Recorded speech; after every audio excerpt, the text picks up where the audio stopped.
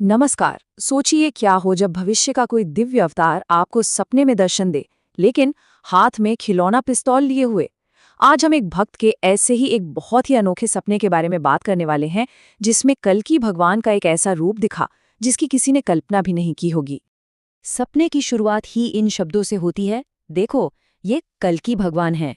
पर ये कोई भक्ति वाला परिचय नहीं था, बल्कि एक तरह का मजाक था।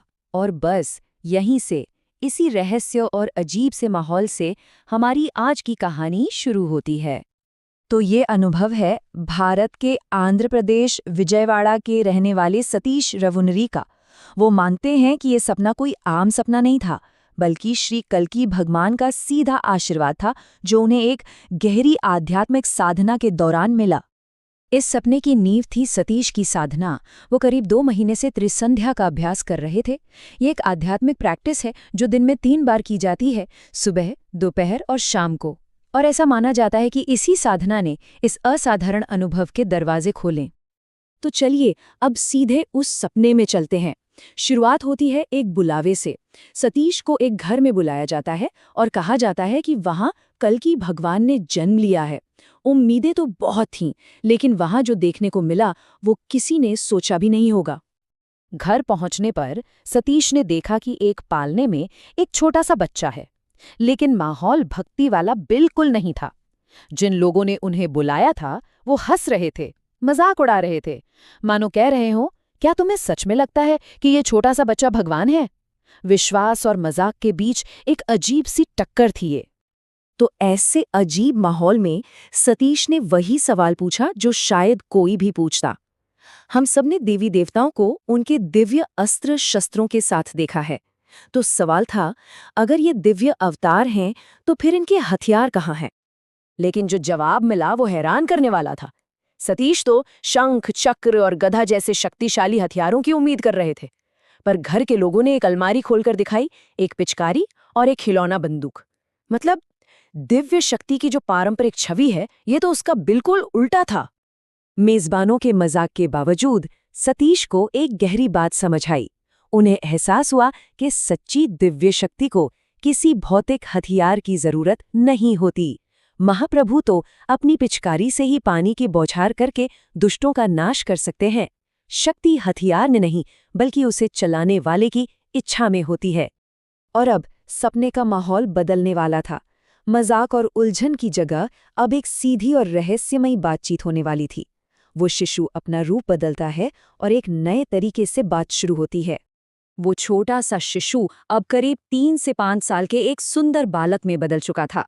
सतीश ने सीधे उस बच्चे से पूछा कि क्या वही कल्कि भगवान है, और उस बच्चे ने हामी भरी, कहा हाँ, वही कल्कि भगवान है। ये सपने का एक बहुत बड़ा टर्निंग पॉइंट था, जहां सारे शक यकीन में बदल गए। अच्छा, ये बातचीत कोई आम बातचीत नहीं थी।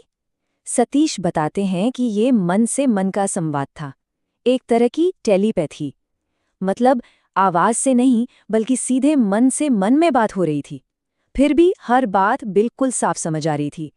और इस तरह बात करना उस बच्चे के दिव्य होने का एक और सबूत था। अब जब पहचान पक्की हो गई, तो सतीश ने अपने भविष्य को लेकर एक बहुत ही जरूरी सवाल पूछा, और इसी सवाल से सपने का सबसे गहरा संदेश सामने आया। सतीश ने पूछा, क्या मैं सत्ययुग में प्रवेश करूंगा? हिंदू मान्यताओं के हिसाब से सत्ययुग आने वाला स्वर्ण युग है, सच्चाई और धर्म का युग। ये हर भक्त के लिए सबसे बड़ा लक्ष्य होता है। तो उनका ये सवाल उम्मीद और थोड़ी चिंता से भरा हुआ था। और उस बालक का जवाब हैरान करने वाला और बहुत ही सीधा था। पहला कदम, सात्विक भोजन करो, यानी शुद्ध शाकाहारी भोजन जो मन को साफ रखता है। और दूसरा कदम, सत्य युग में आओ। ये एक निर्देश भी था और एक बुलावा भी, जो बताता है कि बड़े बड़े आध्यात्मिक लक्ष्य असल में बहुत सरल कामों से जुड़े हैं। और इसके बाद आई एक चौंकाने वाली भविष्यवाणी। उस बालक ने सतीश से कहा कि 11 लोगों में से सिर्फ वही सत्ययुग में प्रवेश करेंगे। अब ये बात सिर्फ एक व्यक्तिगत आशीर्वाद नहीं रही, ये तो पूरी मानवता के भविष्य के लिए एक बहुत गहरा और गंभीर संकेत था। अब सतीश ने इस भविष्यवाणी का मतलब निकाला। उनका मानना था कि ये कोई गिनती नहीं, बल्कि एक अनुपात था। कि हर 11 लोगों में से सिर्फ एक ही व्यक्ति सत्ययुग में जाएगा। इसका मतलब हुआ कि मानवता का सिर्फ 9% हिस्सा। ये वाकई एक बहुत ही चौंकाने वाला और गंभीर विचार है। तो चलिए अब सपने के आखिरी पलों की तरफ चलते हैं। ये मुलाकात एक शांत लेकिन बहुत ही पर्पसफुल तरीके से खत्म होती है और सतीश पर एक बहुत गहरा असर छोड़ जाती है।